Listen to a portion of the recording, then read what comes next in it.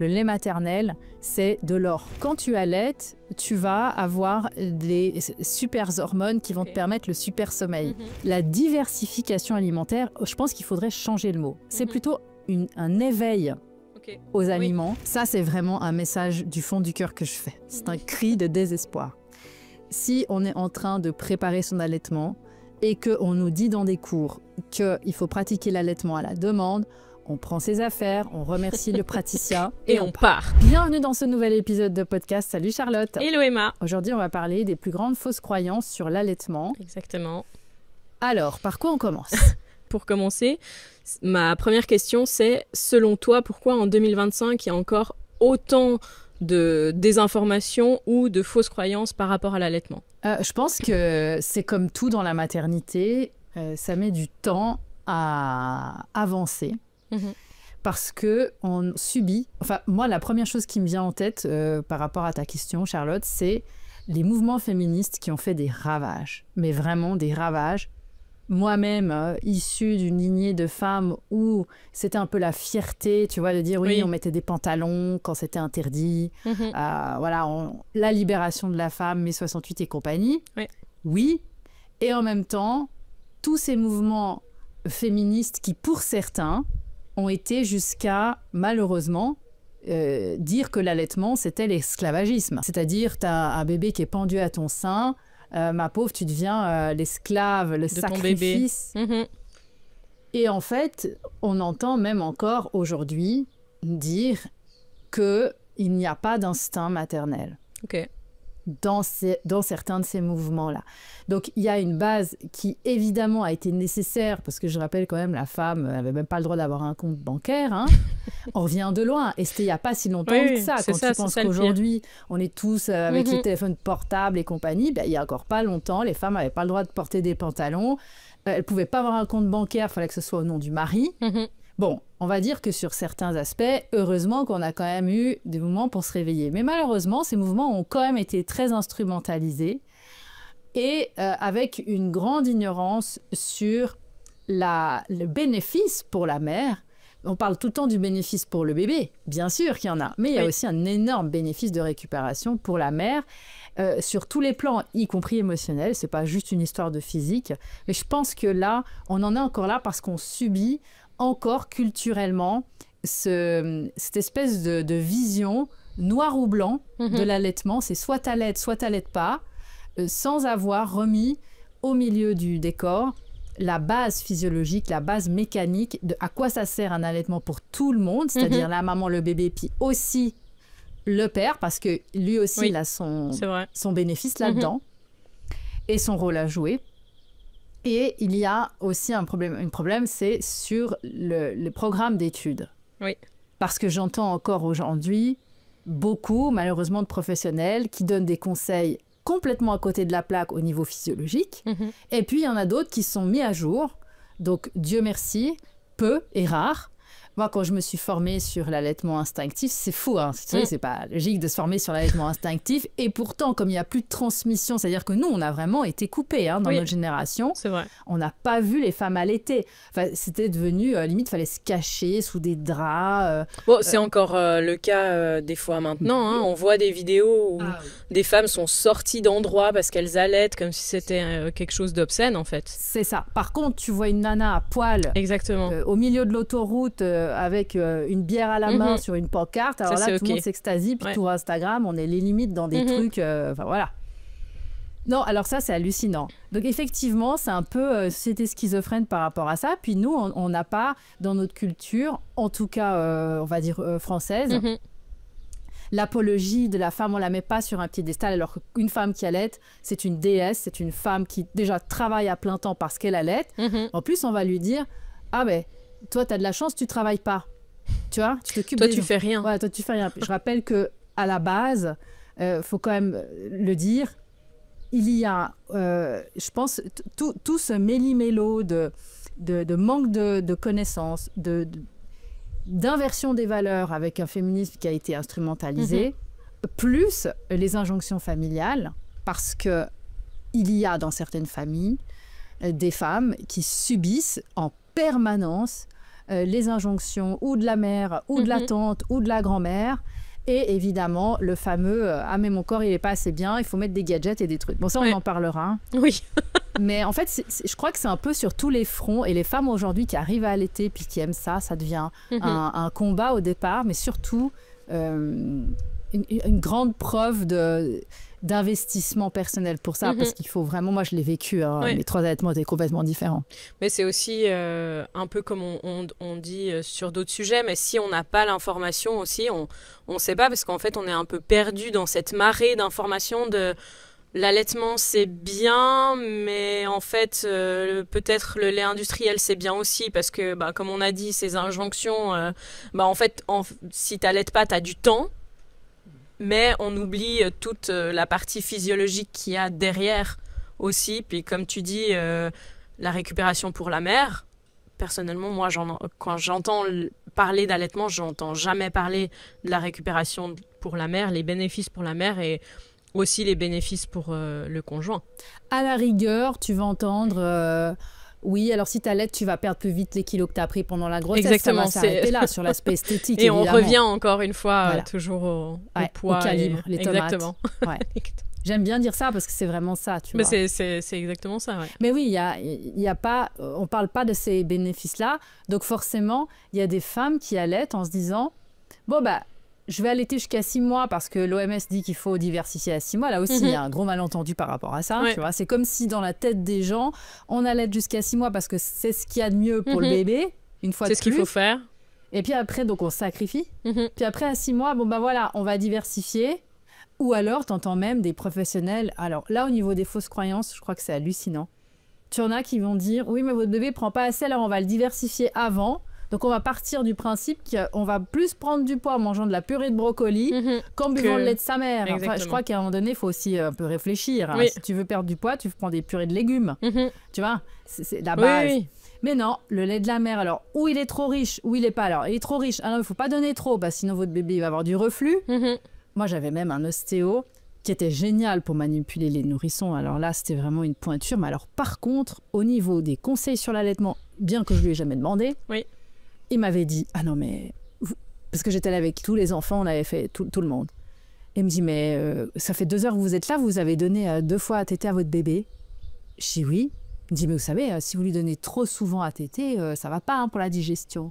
Parce que lui, il partait du principe que... C'est comme un adulte, en fait. On digérait au même temps nécessaire le lait maternel qu'un lait de vache. Il n'avait aucune idée de ce qu'il racontait, parce que le lait maternel se digère très vite, vingtaine de minutes, c'est réglé. Évidemment que les gens qui ne savent pas, les femmes qui ne savent pas, elles arrivent là, elles voient un professionnel qui va être super bon dans son domaine, qui ne connaît rien à l'allaitement, qui a plein de fausses croyances aussi. Puis tu vois, c'est ça qui contribue. Parce ça met des petites graines dans la tête. Carrément. Puis après, elle va répéter à ses copines. Donc ça va vite. Tu vois. Ça fait le téléphone qui se passe, mais la mauvaise information en fait. Oui. Et puis pour autant que tu aies encore dans ta famille justement une mère ou une grand-mère ou quelqu'un qui va dire oui mais quand même tu vas l'habituer, il va être tout le temps accroché à toi, coup de fil un biberon comme ça tu vas dormir. Tu vois, ou le fameux ex-aequo avec le chéri, on partage les tâches. Oui, on fait 50-50 comme ça. Voilà, plus grande fausse croyance sur l'allaitement, c'est que ça fatigue la mère. Au contraire. Alors là, si tu es d'accord, je vais juste faire tout de suite la pépite qu'il faut savoir, parce que souvent, les gens ne comprennent pas et les femmes ne savent pas. Donc, si on le sait, c'est vrai que ça motive aussi plus.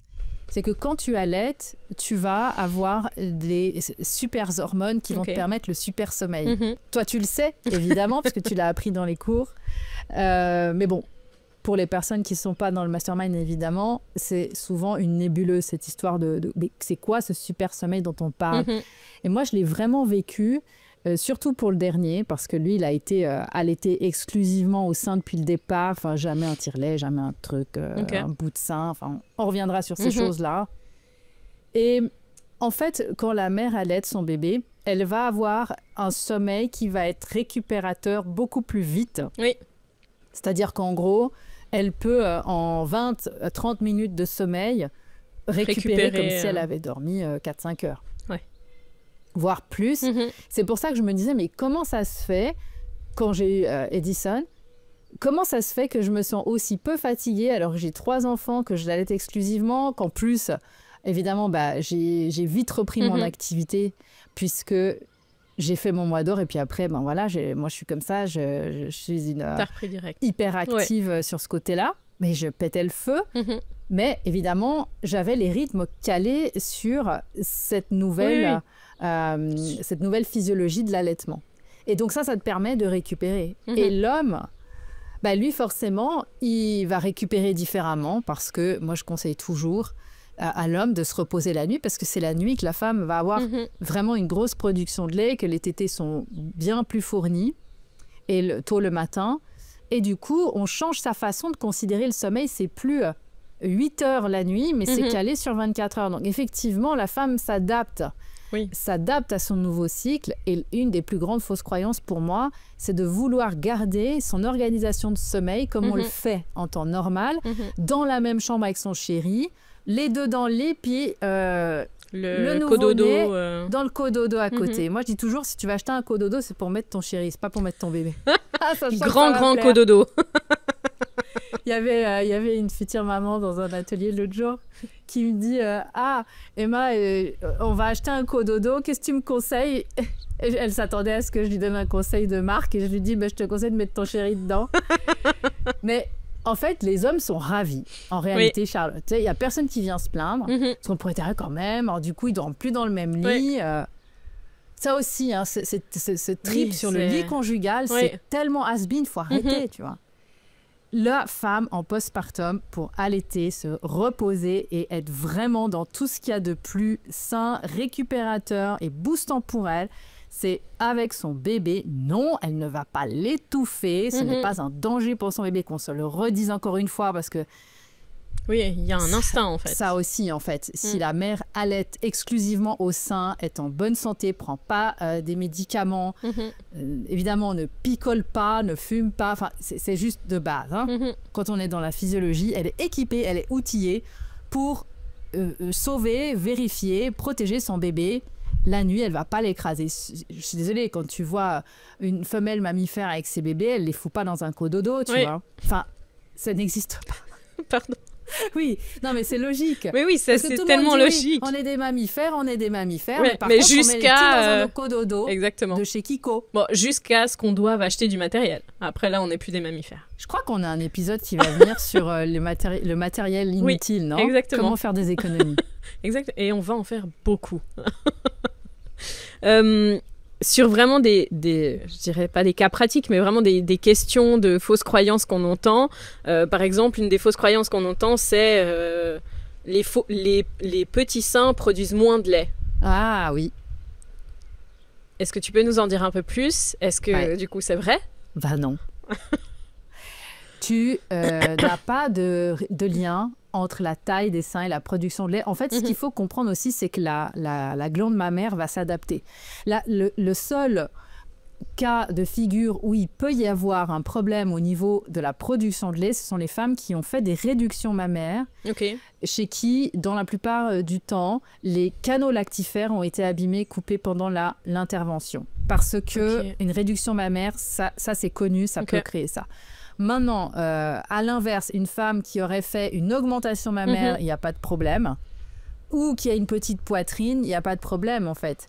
Ce qui compte, c'est la récurrence, c'est l'offre et la demande. Ouais. Donc évidemment qu'une femme qui va introduire des biberons parce qu'on va lui faire peur que bébé perd trop de poids, etc. Alors là, c'est à risque, très vite. Parce que la production s'adapte d'un jour à l'autre.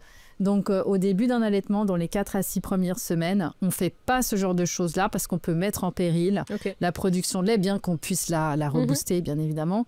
Mais non, en fait, par contre, ce qu'il faut savoir sur la taille de la poitrine, c'est que quand il y a une montée de lait entre le 3e jour après l'accouchement, voire le 5e, si c'est un accouchement un peu difficile, une césarienne, ça peut venir après, la poitrine va avoir tendance à être plutôt gonflée, donc ça dépend des femmes. C'est pour ça que je dis toujours aux femmes que j'accompagne, achetez pas vos sous-vêtements d'allaitement avec la taille de la grossesse, parce que ça va, vous prenez 2 tailles de plus. Moi, quand je vois mes soutiens-gorge d'allaitement que j'avais, je dis, mon Dieu, c'est des parachutes. Ah, quand même. Ah ouais, là, c'est des parachutes. Mais voilà, c'est comme ça. Et puis, le corps s'adapte. Et puis après, autour des 3 mois d'allaitement, la poitrine dégonfle. Et puis souvent, les femmes pensent qu'elles ont moins de lait. Mais en fait, pas du tout. C'est juste le sein qui s'est adapté. Et en fait, le lait, il est produit quasiment en simultané. Donc, la machine est hyper rodée. Donc, en fait, c'est un peu comme quand on dit aux femmes, vos hanches sont trop petites, le bébé va jamais passer. Ça s'adapte en fonction du corps de la femme. Ça s'adapte, exactement. Tout à fait. Une autre fausse croyance, c'est est-ce que au bout de 6 mois, le lait maternel devient moins nourrissant ou est-ce qu'il ne sert plus à rien? Vu qu'il y a la diversification alimentaire, comme on l'a dit, à partir de ces 6 mois. Alors, merci de poser cette question, Charlotte. Je crois que ce sont des questions que tu entends dans les ateliers. Hein. Oui. J'en entends beaucoup dans les ateliers. Ouais. En fait, cette histoire de diversification alimentaire, je pense que c'est vraiment important qu'on en parle parce qu'il y a de nouveau une espèce de confusion sur ça. La diversification alimentaire, je pense qu'il faudrait changer le mot. C'est plutôt un éveil aux aliments que une découverte. Le petit va manifester parce que déjà, il commence à se tenir assis et tenir sa tête, donc il a un autre champ de vision. Il voit ses parents à table, il commence à être beaucoup plus curieux et puis surtout, il commence à adapter sa mobilité, sa mécanique entre je prends un aliment, je le mets à la bouche. Il commence à faire ce mouvement-là. Et donc, c'est une découverte sensorielle. Mais le bébé n'a pas besoin de manger pour aller bien. C'est juste qu'on a considéré qu'à partir de 6 mois, les bébés avaient plus de risques d'anémie, donc il fallait commencer un petit peu à les nourrir autrement. Je rappelle que les bébés qui n'ont pas récupéré tout leur sang à la naissance sont évidemment beaucoup plus à risque de développer une anémie. C'est logique parce qu'ils ont moins de fer à la naissance. Et ça, c'est lié à quoi? C'est lié au cordon qui est coupé trop tôt. Donc, il y a un lien, tu vois, tout se répercute. Et donc, un bébé qui a récupéré tout son sang à la naissance, qui est allaité, il n'y a pas de raison à 6 mois de dire « Ah bah tiens, maintenant, je te fais les purées et compagnie ». C'est plutôt une diversification. Moi, je suis plus pour la diversification menée par l'enfant, ce qu'on appelle la DME. Je trouve ça plus sympathique, moins contraignant pour les enfants. Et alors, au risque de choquer, mais toi, je pense que tu connais, nous, on ne faisait pas à manger exprès. Par exemple, si tu regardes Edison, lui, il mangeait des plats ayurvédiques... À 6 mois, il prenait les patates douces, il y avait toutes les épices dedans. Enfin, c'était pas des brocolis vapeur, tu vois. C'est d'un ennui. Enfin, il mangeait les spaghettis bolo qu'il y avait sur la table, tu vois. Oui, pour avoir le même goût que... Enfin, pour vraiment se faire le goût plutôt que de manger comme tu dis, des légumes vapeur juste pour dire qu'ils... Ils en mangent aujourd'hui parce que moi, j'en mange. Mais en fait, ils mangent ce qu'il y a. C'est-à-dire qu'on n'a pas fait exprès des choses pour eux. Évidemment, on faisait attention à certains aliments. Hein, vous n'allez pas mettre du piri-piri. Ah, le piri-piri, quoi c'est que... vrai. Alors, peut-être pas aussi jeune, hein, mais je dirais plutôt, je leur donnais pas des cacahuètes, des choses dangereuses. J'ai jamais fait des caisses autour de cette diversification parce que c'est surtout une histoire de découverte. Et le bébé n'a pas besoin de ça. Pendant 1 an, moi, je n'ai pas donné une goutte d'eau à Edison. Il buvait mon lait et puis c'est bon. Mais il faut adapter, en fait. Il faut adapter, il faut comprendre que le lait maternel, c'est la base. Et puis tout le reste, tant que l'enfant, puis ça dépend aussi de la façon dont il va apprendre à mastiquer. Et pour ça, c'est vraiment toute une série de gestes. Je prends avec la main, je mets dans la bouche et après, je mâche et j'avale. Quand toi, tu prends avec la cuillère et que tu mets dans la bouche... ça enlève toute cette motricité, cet apprentissage. Et du coup, tu augmentes les risques que l'enfant avale de travers. Parce que c'est pas lui qui gère toute la séquence. D'où l'importance de comprendre que déjà, l'allaitement maternel exclusivement au sein est extrêmement bénéfique pour prévenir les risques d'étouffement parce que l'enfant, le bébé, va développer les muscles de sa mâchoire. Il va apprendre à se muscler. Et puis surtout... il va après pouvoir, à son rythme, découvrir les choses. Il faut aussi leur faire confiance. Mais c'est toute une approche qui est globale, tu vois. Alors, petit aparté, c'est pas l'allaitement, mais vu qu'on est dans le sujet, pour toi, est-ce que vraiment cette diversification, on va l'appeler comme ça, parce que comme tout le monde sait de quoi on parle, vraiment c'est à 6 mois 0-0, ou si ton enfant il est curieux avant, s'il est curieux avant, il est curieux avant, et puis c'est cool. Maintenant, on parle même de 4 mois. Moi, je trouve que la problématique avec ça, c'est que les gens regardent un chiffre et se disent, maintenant, il faut que je fasse ça. Et au lieu d'observer le bébé, quand on doute de soi, on observe les recommandations. hein, tu vois. Alors qu'en fait, si les familles se faisaient confiance, les femmes, qu'elles se fassent confiance, tu vois, elles sentent, elles voient bien leur enfant, leur bébé. Donc, si un bébé à 4 mois, il a envie de prendre une patate douce et de la mettre dans la bouche, qu'il la mette dans la bouche. Oui, non, ça change rien. Enfin, encore une fois, on revient à l'instinct, en fait. Que ça soit et pour nous et pour les enfants. C'est ça. Et le bébé va demander à boire quand il a envie de boire. Et il va pas... Il va pas plutôt préférer manger des brocolis que téter maman. Ça, c'est sûr et garanti. Oui. Hein. Une autre fausse croyance, on peut développer ce sujet, mais l'allaitement à la demande, on entend tout et n'importe quoi dessus. Pourquoi je vois tes yeux qui brillent quand tu dis ça? Donne-nous ton avis, Emma. Ça me rend folle quand j'entends l'allaitement à la demande, parce que tu vois, ça... Si on parle... Alors, ça, c'est vraiment un message du fond du cœur que je fais. C'est un cri de désespoir. Si on est en train de préparer son allaitement et qu'on nous dit dans des cours qu'il faut pratiquer l'allaitement à la demande, on prend ses affaires, on remercie le praticien et on part. On a meilleur temps d'aller boire un café avec les copines.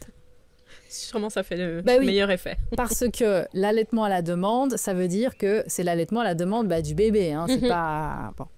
Pire encore, on pourrait dire allaitement à la demande de la montre. Bon, je pars du principe qu'on n'en est plus là, mais il faut quand même savoir qu'il y a des professionnels qui viennent encore te dire « Ah oui, mais il faut allaiter toutes les 3 heures. » Alors déjà, la pire des choses pour un allaitement, c'est la montre. Donc, allaitement à la demande, évidemment que c'est la pire des choses à faire, c'est une fausse croyance aussi, mais malheureusement, on subit parce qu'on nous a tellement dit qu'il fallait donner à téter à la demande, mais la demande, quand le bébé il demande, c'est que c'est déjà trop tard, parce qu'en général, il crie, il est déchaîné, rouge comme une tomate là aussi, il s'énerve. Puis après, il n'arrive pas forcément à se calmer parce que, c'est ça un peu pourquoi c'est l'enfer, parce que quand le bébé est capable de demander, c'est dans un état d'éveil, en général, qui commence à être agité. Ça s'appelle l'éveil agité. Et cet état-là, il arrive très vite parce que dans les états de vigilance du bébé, il y en a plusieurs. Hein, c'est ce que je vous enseigne dans le mastermind. Il y a l'état d'éveil calme, qui est super sympa, mais il est très, très court quand le nourrisson vient d'arriver. Et donc, on passe très vite à l'état d'éveil agité. Et alors là, c'est l'hystérie. Les femmes se sentent nulles. C'est souvent là que les femmes craquent et donnent un biberon d'ailleurs. Et alors là, ça pédale dans tous les sens, il griffe, il poigne, il boxe, puis on dit « Ah mais regarde, il n'aime pas mon sein, regarde, il veut pas ». Mais ça, c'est une fausse croyance en fait. C'est juste parce qu'il a dépassé le moment. C'est ça, c'est pas le moment pour mettre un bébé au sein, c'est trop tard. La demande, ça vient après, quand l'allaitement est mis en route, quand le bébé a grandi. Là, il vient, il demande. Mais quand on met en route un allaitement, ce qui prend entre 1 mois et demi, il faut quand même savoir que c'est un moment où on se dit « Ok, je suis en apprentissage avec mon bébé, ensemble, on va co-apprendre. » Là aussi, tu ne me l'as pas dit dans ta question, mais il y a aussi une fausse croyance, c'est toujours « Ah oui, mais un allaitement qui fonctionne, c'est que la mère ou c'est que le bébé. » Non, c'est un travail ensemble. Voilà, c'est un accordage des positions. Et c'est ensemble que le bébé et sa mère se mettent à fonctionner ensemble. Ça prend 4 à 6 semaines. Donc, pendant ce temps-là, on n'allaite pas à la demande. On allaite aux états de vigilance de son bébé. Il faut reconnaître quels sont les bons états pour mettre son bébé au sein. On voit beaucoup de matériel autour de l'allaitement. On en a de plus en plus. Est-ce qu'on en a vraiment besoin? Alors, ce qui n'est absolument pas, pour moi, quelque chose qui me plaît parce que ça vient toujours de nouveau appuyer sur le fait que la femme, son corps est pas assez, c'est les bouts de sein en plastique. Ces grands machins en plastique. Je crois que ça fait partie de la panoplie qu'on colle sur les seins des femmes qui viennent d'accoucher, soit parce qu'on leur dit qu'elles ont des trop petits tétons, soit parce qu'on leur dit qu'ils sont trop plats, soit parce qu'en fait, il y a toujours un truc. Et en fait, c'est le bébé par sa succion qui va sortir le téton de sa mère. On peut allaiter sans ça. Même moi, je suis tombée dans le panneau pour ma première fille. J'avais mis ces trucs. Et c'est pas... En fait, le problème de ça, c'est que ça continue de te dire insidieusement « Ouais, ton corps, il est pas... » Ouais, il manque juste un petit truc. Il manque un truc. Regarde, ça, c'est le standard de Barbie, tu vois. Parce que Barbie, elle a des tétons comme ça. Voilà. Et quand tu mets ce truc, tu vois, les bébés, ils sont là... Avec la bouche, ils ont ce gros machin dedans. Tu te dis, mais mon Dieu, c'est pas ça. le sein d'une femme. C'est pas ça. Et le bébé, il est équipé pour prendre le sein de sa mère. Mais pour ça, il faudrait peut-être qu'on montre aux femmes quelles sont les positions, tu vois, et pas la madone et tous ces trucs avec le bébé sur le dos comme une tortue, les pattes en l'air. Mais c'est ça. Et évidemment qu'il peut pas prendre le sein parce qu'on continue de penser que la prise du sein se fait ici, alors que la prise du sein, elle est conditionnée par les mouvements du corps du bébé et ses réflexes. Donc du coup, on colle des bouts de sein sur les femmes en leur disant, bah, regarde, tu vois, c'est le problème, c'est tes tétons. Mais les tétons, moi, j'ai jamais vu réellement que c'était le problème. Ouais. C'est juste qu'on met l'accent sur ça. Donc pour moi, ça, c'est vraiment la pire des choses. Si on n'a pas le choix parce qu'on a un bébé qui a des freins restrictifs, c'est différent. Oui. Le temps qu'on puisse procéder à ce qu'on appelle une frénectomie, on coupe le frein restrictif. Souvent, ça peut être sous la langue, la joue, la lèvre, bref. Ces freins, pardon, je te coupe. Oui. Ces freins, on vérifie ça dans quel laps de temps après la naissance? Possible. Ok. À la naissance, c'est l'idéal. Ok. Parce que là, si tu as des douleurs qui te cisaillent les seins, tu vas avoir des crevasses très rapidement et là, c'est la galère. Et c'est qui vérifie ça? C'est le médecin? Il faut une personne qui soit formée à ça. Vraiment une personne qui a un bagage sur le diagnostic des freins restrictifs. Parce que malheureusement, il y a des personnes qui vont diagnostiquer à tout va ou d'autres qui vont pas voir. Donc dans les deux cas, ça va pas être bon. Mais par contre, les freins restrictifs, c'est pas juste une histoire d'allaitement. Ça va conditionner aussi toute ta vie. Il y a des personnes qui vont avoir des maux de dos toute leur vie parce qu'elles ont des freins restrictifs qui n'ont pas été coupés, qui sont malheureusement là. Alors évidemment, on pourra revenir aussi une fois sur cette épidémie des freins restrictifs. Mais bon, il y aurait potentiellement un lien entre trop d'acide folique et puis ces freins en fait qui ne régressent pas au stade embryonnaire, alors que normalement il y a comme on a une queue quand on est un embryon qui régresse. Eh bien, les freins seraient une problématique qui serait pas faite dans la régression à ce niveau-là. Enfin bref, ça c'est un des seuls cas où je pourrais dire qu'un bout de sein en plastique peut être utile le temps de. Les gadgets aussi, évidemment, des femmes qui vont mettre tout ce que tu veux comme crème, lanoline, etc. Oui, ça peut de nouveau sauver certains moments, mais rien de tel. Pour moi, si vraiment de nouveau on a des crevasses, que les coupelles en argent avec un peu une goutte de son lait dedans. Dans le soutien-gorge allaitement. Et ça va beaucoup plus vite cicatriser que toutes ces crèmes. Le lait maternel, c'est un médicament miracle pour tout. Et aussi une chose importante, je le dis puisqu'on est en mode pharmacie, on peut le mettre dans les yeux de son bébé s'il a un début de conjonctivite, par exemple. Donc c'est hyper simple, on met une goutte de son lait sur le doigt et puis on le met dans le coin de l'œil du bébé. Et puis, ça peut arriver que les conjonctifs soient un petit peu irrités. Moi, je mettais du lait maternel dans tout. On peut l'utiliser quand il y a des bobos, même pour les plus grands. C'est un super cicatrisant, c'est un super désinfectant. Le lait maternel, c'est de l'or. Donc, quand on en a, on l'utilise à profiter. À fond. Évidemment, il y a aussi les tire-laits qu'on voit partout. Ça, c'est En fait, toutes ces choses-là, pour mettre en route un allaitement, puisque moi, c'est vraiment mon grand focus, c'est la mise en route de l'allaitement, parce qu'une fois que la vitesse de croisière est lancée, c'est gagné. Mais en réalité, il n'y a pas... La seule chose que la femme doit savoir, c'est en quel état de vigilance je mets mon bébé au sein, comment fonctionne la mécanique de la mise en route de l'allaitement, les positions, ce que j'expliquais tout à l'heure par rapport à cet accordage des positions entre la mère et son bébé. Il y a des choses hyper importantes à savoir. Et quand on les connaît, on a en réalité besoin de rien du tout. Et juste pour nous rappeler, est-ce que tu peux nous rappeler le temps environ de la mise en route d'un allaitement? Combien de temps ça prend environ? Ça prend entre 4 à 6 semaines. C'est-à-dire qu'en gros, le mois d'or qu'on dit plus ou moins 40 jours ferait aussi office de cette mise en route de l'allaitement. On va dire que normalement, à 1 mois, on commence à avoir quelque chose qui est installé. Et puis ensuite, pour certaines, ça peut prendre un petit peu plus. Mais si on a les bonnes bases, ça va vite. D'accord. Donc, ce qu'on a compris, en tout cas, c'est que c'est pas épuisant pour la mère, au contraire. Ça lui donne plus de chances de récupérer. Pour le bébé, on n'allaite pas à la demande, parce que c'est méconnaître les états de vigilance. Et puis, le corps de la femme est parfait. Et surtout, je finis quand même avec ça, parce que faut le dire, on se met pas au régime quand on allaite. Une femme qui mange des salades. Ça demande tellement d'énergie. Non, on mange pas des salades quand on allaite. Non. Ouais. Au début, on se nourrit. Mhm. Bon, bah merci Charlotte. Merci Emma. Tu m'as bien cherché, mais je pense que vu l'état de ta feuille et toutes les questions, on fera un deuxième épisode. D'autres épisodes, voire troisième. Dites-nous en tout cas en commentaire si il y a des choses que vous pensez sur l'allaitement qui sont peut-être de l'ordre des croyances. S'il y a des choses que vous avez apprises, pensez aussi à taguer une amie si vous pensez que ça peut être utile pour elle. Et puis on se retrouve dans le prochain épisode. À bientôt. Bye.